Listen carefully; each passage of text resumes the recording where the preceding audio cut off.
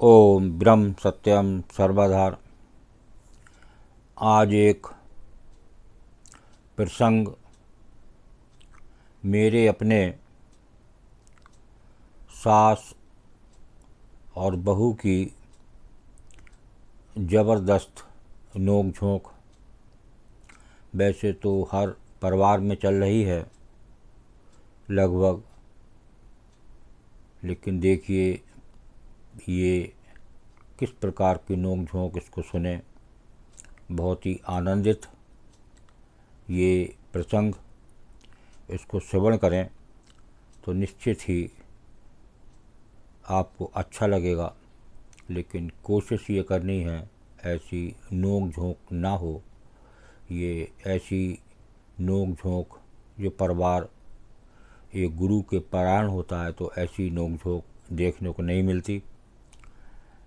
लेकिन आजकल के युग में, इस कलयुग में लगभग सब घरों में कहीं कम कहीं ज़्यादा नोक झोंक रहती है। आइए श्रवण करते हैं।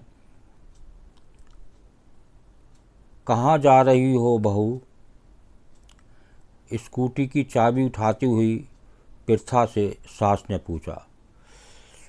सास पूछ रही बहू से कहाँ जा रही हो? तो मम्मी की तरफ जा रही थी। अम्मा जी अभी परसों ही तो गई हैं। हाँ, पर आज पापा की तबीयत ठीक नहीं है, उन्हें डॉक्टर को दिखाने के लिए ले जाना था, ऐसा बहू ने कहा। ये तो रोज का हो गया है। एक फ़ोन आया और ये चल दी। बहाना चाहिए पीहर जाने का, सास ने जाते जाते प्रथा को सुनाते हुए कहा। हम तो पछता गए भाई, बिना भाई की बहन से शादी करके। सोचा था चलो बिना भाई की बहन है तो क्या हुआ, कोई तो इसे भी बिहाएगा। अरे जब लड़की के बिना काम ही नहीं चल रहा तो ब्याह ही क्यों किया। ये सुनकर प्रथा के तन बदन में आग लग गई। दरवाजे से ही लौट आई और बोली, ये सब तो आप लोगों को पहले ही से पता था ना अम्मा जी कि मेरे भाई नहीं हैं। और माफ़ करना, इसमें एहसान की क्या बात हुई। आपको भी तो यही लिखी पढ़ी लिखी कमाऊ बहू मिली है। लो, अब तो ये अपनी नौकरी और पैसों की भी धौंस दिखाने लगी।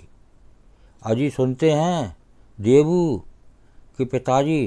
सास बहू को खटपट सुनकर बाहर से आते हुए ससुर जी को देखकर सास बोली, पिताजी मेरा ये मतलब नहीं था। अम्मा जी ने बात ही ऐसी की कि मेरे भी मुँह से भी निकल गया। प्रथा ने स्पष्ट किया। ससुर जी ने कुछ नहीं कहा और अखबार पढ़ने लगे। लो, कुछ नहीं कहा, लड़के को पैदा करो, रात रात भर जागो, गंदगी साफ करो, पढ़ाओ लिखाओ, शादी करो। अब बहुओं से ये सब सुनो। कोई लिहाज ही नहीं रहा छोटे बड़े का। सास ने आखिरी अस्त्र फेंका और पल्लू से आंखें पोंछने लगी।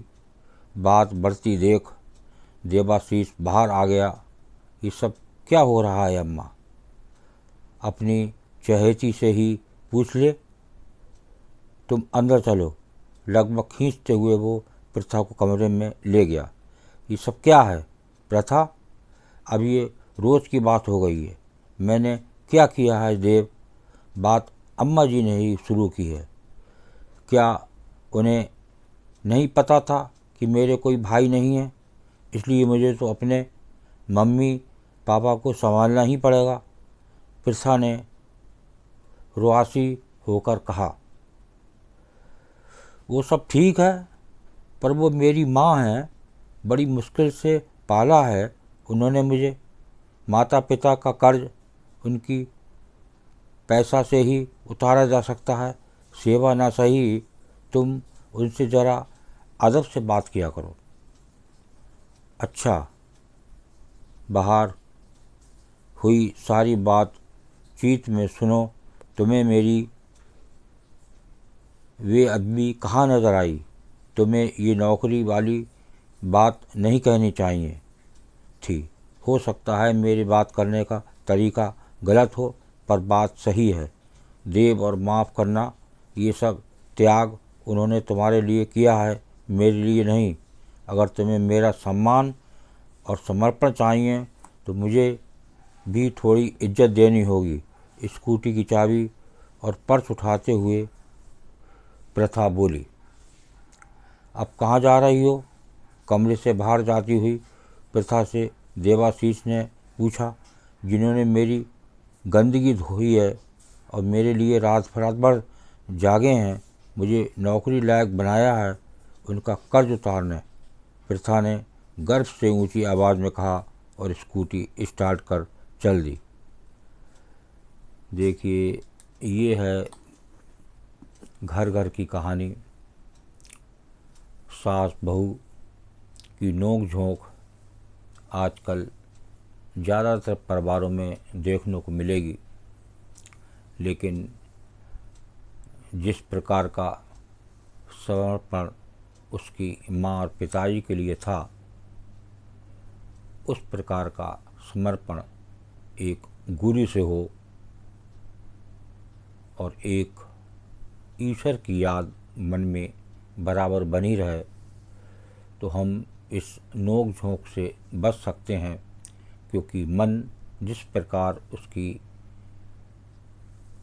अपनी माँ में था, उस प्रकार मन एक प्रभु में होता तो शायद ये नोक झोंक से बचा जा सकता था।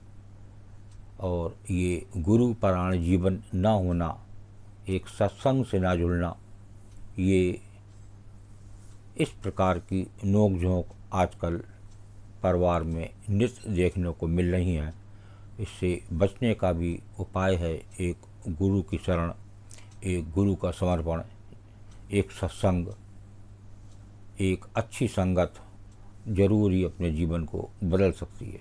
ओम ब्रह्म सत्यम सर्वदा दास का प्रसंग अच्छा लगा हो तो ज़रूर श्रवण करें और ज़्यादा से ज़्यादा शेयर करें, ताकि और भी लोग ऐसी गंदगी से बच सकें। ओम ब्रह्म सत्यम सर्वदा।